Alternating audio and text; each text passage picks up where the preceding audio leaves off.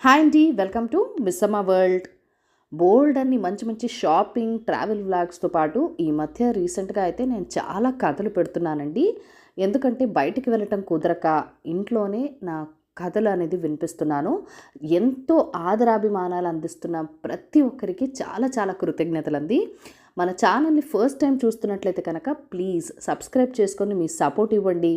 మీ అమూల్యమైన feedback and suggestions నాతో comment సెక్షన్లో కూడా షేర్ చేసేయండి. ఈరోజు మీరు వినబోతున్న కథ గ్రహణం విడిచింది. ఈ కథను రచించిన వారు మాచిరాజు కామేశ్వరరావు గారు. సర్వేశ్వరపురం జమీందారు గారి పని మీద బయలుదేరిన సౌరి అనే యువకుడు అనుకున్నట్లుగానే చీకటి పడే సమయానికి మార్గమధ్యంలో చిట్ట అడవి దాటగలిగాడు. అయితే అంతలో ఆకాశంలో మేఘాలు కమ్మి జడివాన ప్రారంభమైంది. సౌరి ఇక రాత్రికి ప్రయాణం మాని ఎక్కడో ఒక చోట తల దాచుకోక తప్పదని అనుకుంటూ ఉండగా మెరుపుల కాంతిలో కొన్ని ఇళ్ళు కనిపించాయి. సౌరి గబగబా వాటికేసి పరిగెత్తి ఒక పాతకాలపు పెంకుటిల్లు తలుపు తట్టాడు. వెంటనే ఒక ముసలాయన చేతిలో ఒక చిన్న దీపంతో తలుపు తెరిచాడు. ఆయనకు ఒక కాలు కుంటిది. సౌరిని చూస్తూనే లోపలికి రా, తడిసిపోలేదు కదా అన్నాడు. లేదన్నట్టు తలూపి సౌరి లోపలికి వెళ్ళాడు. ముసలాయన సౌరికి అక్కడున్న మంచం చూపి కూర్చోమని ఆ చీకట్లో జడివాన్లో ఎక్కడికి పోతున్నావు అని అడిగాడు. సౌరి కొంత అయిష్టంగానే, నేను సర్వేశ్వరపురం జమీందారు గారి దివాణం కాపలా భటుణ్ణి. జమీందారు గారి చిన్న కొడుకు మేనమామ గారి ఇంటి నుంచి ఒక పిల్లి పిల్లను తెచ్చుకునేందుకు బయలుదేరాను. అదేదో కొత్త జాతిదట.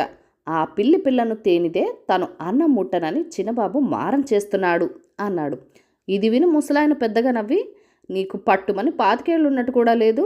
6 అడుగుల యువకుడివి, డాలు కత్తి పట్టి రాజరక్షణకు రాజుగారి సంరక్షణకు ముందుకు ఉరకవలసిన నువ్వు జమీందార్ల దివాణంలో పిల్లి కూనల్ని కుక్క పిల్లల్ని మోసుకుపోతున్నావన్నమాట అన్నాడు. ముసలాయన నవ్వుతూనే అన్న ఆ కటువైన మాటలకు సౌరి గతుక్కుమన్నాడు. అయితే ముసలాయన ఆప్యాయంగా అతడు భుజం తట్టి, సరే, మాసం క్రితం ఈ రాజ్యంలో జరిగిన దారుణం గురించి నీకు తెలుసా అని అడిగాడు. తెలుసు. రాజుగారు సముద్ర విహారానికి వెళ్ళి పడవ ప్రమాదంలో మరణించటానికి మించిన దారుణం ఏముంటుంది అన్నాడు సౌరి బాధగా. ముసలాయన 1-2 క్షణాలు తలపంకిస్తూ ఊరుకుని, సరే, నీకు అంతకు మించి తెలియదనమాట. విను. రాజుగారి ఏకైక సంతానం రాజకుమారి అలకనంద. ఆమె కాబోయే భర్త ఈ రాజ్యానికి రాజు కాగలడు. ఇప్పుడు ఆమె తాను అడిగిన 3 వేర్వేరు ప్రశ్నలకు ఒకే సంతృప్తికరమైన సమాధానం చెప్పిన వారిని వివాహం ఆడతానని ప్రకటించింది. సరి అయిన సమాధానం చెప్పలేని అమాయకులను కిరాతకంగా మొసలకు ఆహారంగా వేస్తున్నది అన్నాడు. ఈ విషయాలు మీకెలా తెలుసు అంటూ ఆశ్చర్యపోయాడు సౌరి.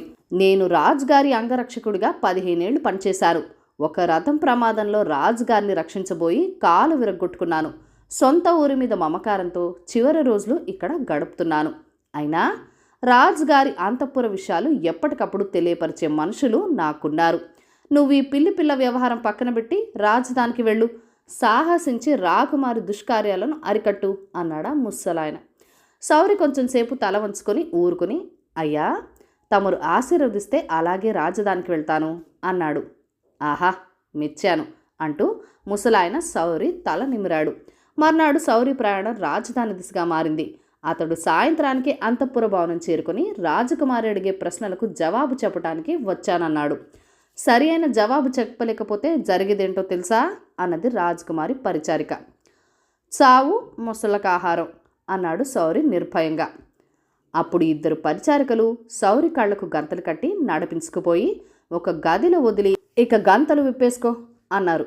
సౌరి అలాగే చేశాడు. అతడికి ఎదురుగా సింహాసనం మీద కూర్చొని ఉన్న రాకుమారి అలకనంద కనిపించింది. ఆమె అద్భుత సౌందర్యవతి, కానీ ముఖాల్లో విచారం కూడగట్టుకుని ఉన్నట్టు కనిపించింది. ఆకాశం కన్నా చాలా విశాలమైనది ఏది? సముద్రం కన్నా లోతైనది ఏది? వెన్న కన్నా మెత్తనైనది ఏది? ఈ 3 ప్రశ్నలకు ఒకే సమాధానం కావాలి అన్నది అలకనంద నిరాసక్తంగా. సౌరి ఆశ్చర్యంగా ఆమె కేసి చూస్తూ, స్త్రీ హృదయం. అయినా ఇవేం ప్రశ్నలు రాజకుమారి? ఇవి ఏనాడో లోకజ్ఞానం లేని కేవల భావకులు తమకై తాము ప్రశ్నలు జవాబులు కూడా తయారు చేసుకున్నవి. పరీక్షించాలంటే కఠినమైన ప్రశ్నలు మీ మనసుకు స్ఫురించలేదా అని అడిగాడు. అలకనంద ఎంతో విచారంగా, నేను స్వతంత్రాలనైతే ఈ ప్రశ్నలు నిన్ను అడిగేదాన్ని కాదు. ఒక దుష్టుడు నా చేత ఈ ప్రశ్నలు వేయించి ఎలాంటి జవాబిచ్చిన వాళ్ళనైనా సరే మొసళ్లకు ఆహారంగా వేయిస్తున్నాడు. నువ్వు మొసళ్ళకు ఆహారం కాక తప్పదు అన్నది. ఆ వెంటనే సౌరి కుడి చేయి పైకెత్తి పిడికిలి బిగించి, రాజకుమారి, ఆ దుష్టుడెవరో చెప్పండి. వాడంతటి శక్తివంతుడైనా సరే ఈ క్షణమే సంహరించగలను అన్నాడు. నువ్వు సమర్థుడివి, తెలివైన వాడిలా ఉన్నావు. ఆ దుష్టుడి విషయంలో ఇప్పటికే చాలా ఆలస్యమైపోయింది. ఇంకొక రోజు మాత్రమే మిగిలి ఉంది అని రాజకుమారి అలకనంద తను రాజు ఎలాంటి విపత్కర పరిస్థితుల్లో ఉన్నది వివరించింది. నెల రోజుల క్రితం అలకనంద తండ్రితో సహా సముద్ర విహారానికి వెళ్ళింది. ఆ సమయంలో సేనాధిపతి వీరవర్మ కూడా వాళ్ల వెంటే ఉన్నాడు. వాడు దురుద్దేశంతో తమ వెంట వచ్చినట్టు వాళ్ళు సముద్ర మధ్యంలో తెలుసుకున్నారు. పడవ నడిపే వారందరూ వాడి మనుషులే. వాళ్ళు పడవను ఒక చిన్న ద్వీపం దగ్గరకు తీసుకుపోయి వీరవర్మ అక్కడ ఎర్రజాతి కొండ గుహలో రాజును బంధించి అలకనందను రాజాంతపురానికి తీసుకువచ్చాడు. తర్వాత సముద్రంలో ప్రమాదవశాత్తు పడి మునిగిపోయిందని, రాజుగారి జాడ తెలియలేదని, రాజకుమారిని మాత్రం రక్షించి తీసుకువచ్చామని ఒక కట్టుకథ అల్లి చాటింపు వేయించాడు. ఇప్పుడు వాడు ప్రశ్నల పథకంతో జవాబు చెప్పవచ్చిన వాళ్ళని మొసళ్లకు ఆహారంగా వేస్తూ చివరకు రాజకుమారి ప్రశ్నలకు తానే తగిన జవాబివ్వడంలో ఆమె తనను వరించిందని వివాహమాడజొచ్చు చూస్తున్నాడు. ఇంత చెప్పి అలకనంద, క్రితం రాత్రి నిద్ర పట్టక నేను ఉద్యానవనంలోకి వెళ్ళాను. అక్కడ సేనాధిపతి, వాడి నమ్మిన బంటు అయిన నాగేంద్రుడు మధ్య జరుగుతున్న సంభాషణ ఒక పొద చాటున నిలబడి విన్నాను. సేనాధిపతి నాగేంద్రుడితో, రేపు ఉదయాన్నే నువ్వు ద్వీపంలో ఎర్రరాతి కొండ దగ్గరికి పో. అక్కడ కాపలా ఉన్న వాళ్లతో గ్రహణం విడిచింది అన్న సాంకేత పదం చెబితే వాళ్ళు రాజుని నీతో పాటు పంపుతారు. నీ పడవ సముద్ర మధ్యంలో ఉండగా అతన్ని పట్టి సముద్ర జలంలోకి తోసేయ్. ఎల్లుండు గొప్ప శుభదినం. రాకుమారితో నా పెళ్లి ఆ రోజే. ఆ తర్వాత నేను రాజునయ్యాక ఇంత నమ్మకంగా నాకు సాయపడిన నీకు సేనాధిపతి పదవో మంత్రి పదవో ఇస్తాను అన్నాడు అన్నది. ఇంతటి రాజద్రోహులుంటారని నేనేనాడు వినలేదు రాజకుమారి అన్నాడు సౌరి పట్టరాని కోపంతో. ఆ వీరవర్మ నరరూప రాక్షసుడు. వాడు చీకటిపల్లి వేళకు నిన్ను మొసళ్లకు ఆహారంగా వేయటానికొస్తాడు. నీ జవాబు నచ్చలేదని చెప్పగానే నువ్వు గవాక్షం గుండా దూకి పారిపోయావని వాడికి చెప్తాను అన్నది అలకనంద. ఆ వెంటనే సౌరి గవాక్షం గుండా బయటికి దూకి చెట్టు చాటున నక్కుతూ పోయి ఉద్యానవనం చేరి అక్కడి నుంచి సముద్ర తీరం చేరాడు. మర్నాడు సౌరి తూర్పు తెల్లవారుతుండగానే ఒక బేస్తవాడికి కొంత డబ్బిచ్చి రాజు బంధితుడై ఉన్న ద్వీపం చేరాడు. సౌరి ద్వీపంలో కాళ్ళు పెట్టగానే తలకు 3 ఇంతలున్న తలపాగా ధరించిన వాడొకడు కత్తి దూసి మీసం మెల్లి తిప్పుతూ సౌరికి అడ్డు వచ్చి, ఎవడివిరా నువ్వు? ఏమైనా సముద్రపు దొంగల ముఠాలోని వాడివా అని గద్దిస్తూ అడిగాడు. సౌరి వాణ్ణి సమీపించి ఏమాత్రం తొనక్కుండా పెద్ద గొంతుతో, గ్రహణం విడిచింది అన్నాడు. అది విని తలపాగా వాడు ఒక్క క్షణం నివ్వరపోయి, ఏమిటి? ఈ సంకేతం నాకు నాగేంద్రుడికి తప్ప మరెవ్వరికీ తెలియదే అన్నాడు. సౌరి మరింత పెద్ద గొంతుతో, ఇక్కడికి వచ్చేటప్పుడు సముద్రంలో నా డోలు కత్తులు జార విడుచుకున్నాను. లేకపోతే ఈ క్షణమే తలను మొండెం నుంచి వేరు చేసేవాడిని. ఆయన నాగేంద్రుడు గాడు కాదు, నాగేంద్ర సింహుడు కానున్న మహారాజు అన్నాడు. తలపాగా వాడు వెలవెలిపోతూ, ఏమిటేమిటి విడ్డూరంగా ఉన్నదే, కాస్త విడమర్చి చెప్పు అన్నాడు. అయితే విను. రాత్రి నాగేంద్ర సింహుల వారు సేనాధిపతి వీరవర్మ భోజనంలో 12 విషాల లేహ్యం కలిపారు. అది 12 గంటల తర్వాత తన శక్తి చూపుతుంది. ఈ విధంగా సేనాధిపతి పరలోక యాత్ర కట్టగానే నాగేంద్ర సింహుల వారు ఈ దీపానికి వచ్చి రాజును విడిపించి అంటూ సౌరి చెప్తుండగానే తలపాగావాడు పెద్దగా వాంతి చేసుకుని నేల మీద పడిపోయాడు. వెంటనే సౌరి వాడి కత్తి తీసుకొని పడవలో ఉన్న తాళ్లతో వాడిని బంధించి దూరంగా ఉన్న కాపలా వాళ్లతో, మహారాజు గారిని తక్షణం ఇక్కడికి తీసుకురండి అని కత్తి గుళిపించాడు. కాపలా వాళ్ళు రాజుని బంధ విముక్తుడిని చేసి అక్కడికి తీసుకువచ్చారు.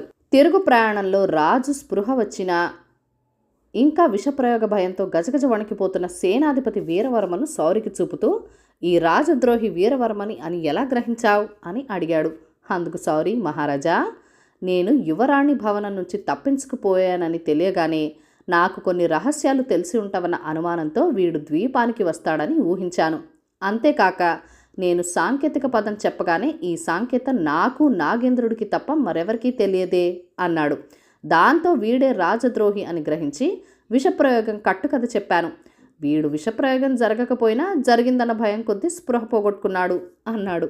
రాజు సౌరిని మెచ్చుకొని మర్నాడు నిండు సభలో జరిగిందంతా చెప్పి ఈ శౌరి సాహసం కారణంగా ఈ రాజ్యానికి పట్టిన గ్రహణం విడిచింది. ఇతడే యువరాణి భర్త, కాబోయే రాజు అన్నాడు. సభికులు తమ ఆమోదం ప్రకటిస్తూ హర్షధ్వానాలు చేశారు. కథ కంచికి మనమింటికి. Thank you for watching. Bye bye.